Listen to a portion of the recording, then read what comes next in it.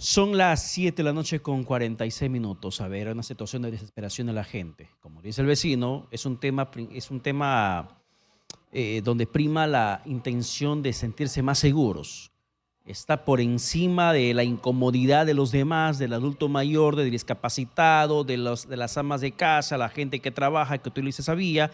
Es la seguridad de quienes están de ese lado de la reja, donde aparentemente va a haber mayor tranquilidad social porque los delincuentes supuestamente ya no ingresarán por allí.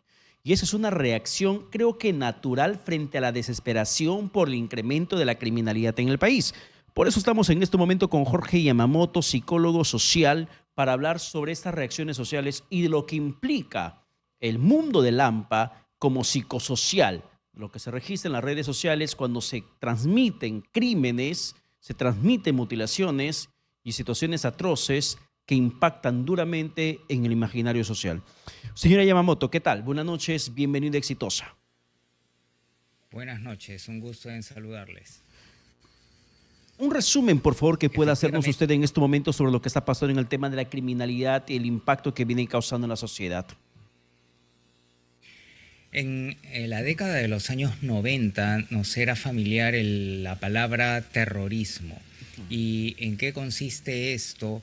En un grupo de delincuentes que a través de diferentes atentados generaban terror en la población con el fin de extorsionar nuestras mentes para rendirnos ante sus ideales enfermizos. Ahora ya no tenemos una ideología y un fin político terrorista, sino tenemos simplemente fines de delincuencia común, pero que en vez de amenazar para obtener un dinero, utilizan el terror para lograr sus fines. Entonces, la extorsión, uno de los mayores atentados contra la tranquilidad de una población, se basa en generar ese terror para que las personas terminen cediendo ante las amenazas de estos delincuentes. Por definición, nos genera una situación de miedo que es fundamental ser debidamente controlada, porque después van a haber contrarreacciones que terminarían haciendo de esto una tierra de nadie. Y es el principal temor que creo que todos tenemos en estos momentos. Yo hace tiempo, hace quizá un par de años atrás, había advertido que si no se toma en cuenta lo que está pasando socialmente con la criminalidad y con el narcotráfico, podríamos llegar incluso a tratar de aproximarnos a lo que pasa en México con el tema de las bandas, de los narcotraficantes y de la forma como terminan perpetrando sus crímenes. Y que en esos tiempos vamos viendo que ciertamente comienzan a asemejarse en el nivel del salvajismo sanguinario, cómo terminan operando sobre las víctimas. ¿Algo se puede hacer con políticas públicas o esto es netamente ya un aspecto que tiene que lidiar la policía, señor Yamamoto? Efectivamente, su predicción terminó siendo terriblemente acertada y ahora en nuestro país vecino, en el Ecuador, estamos viendo una versión adaptada a esta parte del hemisferio con sus diferentes variantes, con sus distintos niveles de gravedad, porque ya atenta contra la prensa, asesinan a las autoridades judiciales y ponen en jaque directamente al presidente. Definitivamente hay una cascada en la cual el punto inmediato es el control policial y judicial y un excelente servicio de inteligencia, de tal manera que se identifiquen a los cabecillas, no necesariamente a toda la agrupación, que estos sean debidamente atrapados y que judicialmente y sin corrupción terminen siendo encarcelados y que ahí sufran pena y no sea una nueva base de operaciones. Con eso se escala a un primer nivel de gran importancia, pero ahí no termina la cosa. Porque ahora, si analizamos las expectativas de los jóvenes, hay un grupo importante que en vez de aspirar a estudiar en institutos técnicos, en universidades, o a dedicarse a chambear, a cachuelearse y luego hacer un pequeño negocio e ir creciendo, tienen como ideal de plata fácil el participar en estas organizaciones criminales. Ese es un tema de enorme importancia y como política social se tienen que analizar cuáles son estas zonas calientes en donde los jóvenes talentosos y ambiciosos están derivándose al interés por la delincuencia y canalizar formas de capturar esa motivación por el bienestar de estos jóvenes y por el bienestar de la sociedad. También hay que seguir escalando porque, como ha ocurrido en otros países, no solamente es un tema de delincuencia común, sino escala el crimen organizado. Y este crimen organizado tiene que ver con posiciones en el poder legislativo, el Congreso, pero también en el Ejecutivo. Entonces es como todo un sistema corrupto en el cual las autoridades legislativas y ejecutivas, no todas por supuesto, van a cuidar de estos intereses y las organizaciones criminales son los brazos operativos que terminan generando una sociedad dominada por el crimen organizado. No es solo el tema policial y judicial, lamentablemente. Y señor Yamamoto, y si ponemos a la sociedad peruana en estos momentos un estado de paciente, ¿cuál sería el diagnóstico psicológico que podría usted hacernos como sociedad?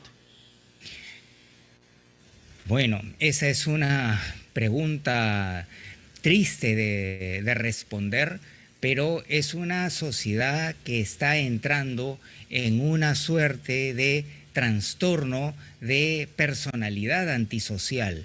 Primero, que estamos despersonalizándonos en el sentido que ya los problemas del país no son mis problemas. Así, si tenemos el problema de robar celulares, de los celulares con sangre que matan a nuestros hijos, pero a la hora que yo quiero comprarme un celular, me compro un celular que sé que ha sido robado, entonces ya nos estamos despersonalizando, estamos partiendo nuestra mente y no vemos de manera coherente las cosas. ¿Por qué? Porque si todos dejamos de comprar celulares robados, en un mes se corta la demanda, los ladrones no tienen a quién venderle y se acaba el negocio y se acaban los muertos por celulares. Entonces hay una suerte de corte con la realidad y que también no tenemos una moral y no tenemos unos principios y no tenemos sentimientos de culpa y tenemos una visión de muy corto plazo. Entonces, quiero sacar adelante un trámite y no hay problema en pagar coima y alimentar todo este sistema corrupto. Y si tengo un familiar que postula al Congreso, entonces lo apoyaré para que me apoye, no lo apoyaré porque es un buen candidato. Y así, si yo llego a un poder, entonces voy a traer a toda mi familia y mis allegados. Y es una pérdida de inteligencia porque más temprano que tarde saldré en un programa dominical siendo la vergüenza de toda la familia, pero además con alta probabilidad de ver a rayas. Sin embargo, esa situación de estar perdiendo el lado humano, el sentido de humanidad como sociedad, entiendo que termina siendo caldo de cultivo para la delincuencia. Si esto no se revierte desde el aspecto moral personal, sin esperar solamente que papá gobierno haga algo, que la policía haga algo, sino yo también, como parte de esa sociedad, si no nos comprometemos a esto, ¿qué es lo que estamos generando frente a la criminalidad? ¿En qué podríamos terminar como país? Bueno, yo creo que no terminaríamos, sino ya estamos en que la criminalidad es parte de nuestra cultura. No todos dispararán a los jóvenes por un celular, no todos extorsionarán, pero el camino de una sociedad sana se construye detalle tras detalle, no transando con pequeños actos de corrupción. La microcorrupción ni siquiera es vista como corrupción. Si hay una persona que se pone brava y no acepta coima y hace las cosas derechas, va a ser criticado como un duro, como un cuadriculado, como un rígido, como un mal amigo, y va a ser excluido. Y aquellos que van haciendo favores como cobollada van a ser las personas más carismáticas, y eso que hace refuerza este sistema de criollada que termina siendo un sistema expandido que favorece el crimen organizado. Una pregunta final. ¿La educación o el nivel educativo del país tiene mucho que ver con este problema? Sí y no, en el sentido de que tenemos a grandes delincuentes con doctorados, con maestrías, con títulos y colegiados en diferentes entidades nacionales. Pero si entendemos la educación como valores, como conducta cívica, como un acto inteligente de ir ascendiendo poquito a poco, pero correcto para no tener techo, ahí sí tenemos una crisis de educación.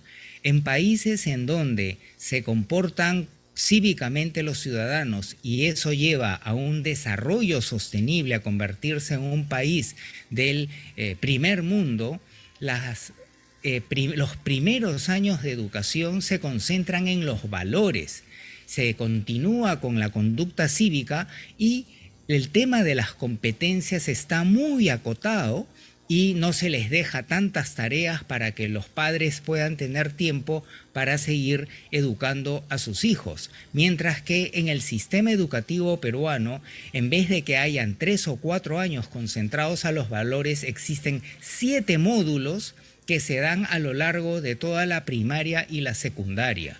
Y además lo grave es que en nuestros módulos existen respuestas correctas e incorrectas, mientras que en los otros países lo que se desarrolla es el pensamiento ético y el pensamiento de aplicación de valores, porque hay mucha complejidad en cada circunstancia y los ciudadanos deben de analizar cada caso, cada momento con inteligencia ética y de valores.